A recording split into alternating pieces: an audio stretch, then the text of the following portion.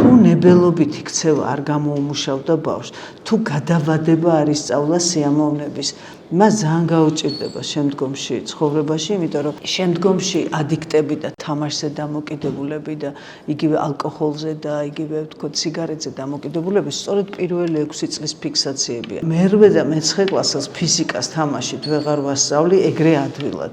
მას თუ უნარჩვევა, დაჯდომის, მოსმენის, ყურადღების, კონცენტრაციის არ ვასწავლეთ და ეს უნარჩვევა არ გაუჩნდა, შემდგომში ესე ადვილი ის არ არის უკვე მისაღწევი და ამიტომ რომ ბავშვობაში რაღაც კარგად გამოსდის ყველაფერი და მარტივად და აი როგორც კი შრომა შემოდის და ხდება საჭირო, უჭირს ეს შრომა, იმიტომ რომ არ არის მიჩვეული და ხანდახან მიფიქრე რომ ჯობია 5 წუთი დასვა პირველ კლასელი და 5 წუთი კონდეს გაკვეთილი და 20 წუთი ათამაშო, ვიდრე 25 წუთი ათამაშო და ის იყოს გაკვეთილი, რომ გაიმიჯოს. აბა დავსხედით, ახლა გაკვეთილი იწყება და თქვათ ესე, აი მოდი აქ რომ ივა, ვიწყებ თამაშს.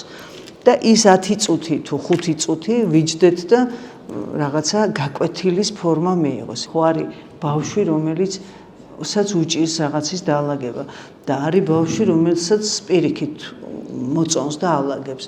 სხვადასხვანაირი მიდგომაა და ზოგს იმდენად უჭირს, რომ ეჩხუბები, აი გაიხადა დააგდო, არ შეუძლია, მას უნდა ნელ-ნელა ისწავლოს დაკეცვა და დადება, იმიტომ რომ მას ტვინი სხვანაირად აქვს მოწყობილი. ზოგი დიდიც ეგრეა, გაიხადა დააგდო არის, ნუ ხე ეგ ალბათ ჯობია რომ არ იყოს ეგრე, უნდა ისწავლოს ადამიანმა, მაგრამ აი ბავშვობაში სხვადასხვანაირები არიან და ყველაზე დიდი შეცდომა არის შედარება, მე რო შენ ხელა ვიყავი, ნუ დავფრინავდი ისეთი ვიყავი, ან ნიჭიერი, ან ესეთი ლამაზი, ან რაღაცა ან შენი და როგორია და შე როგორ აი თუ გვინდა რომ ჩავალურსმნოთ ბავშვი და აი თვითშეფასება გაუნადგუროთ და გაუნოლოთ, უნდა შევადაროთ ვიღაცას.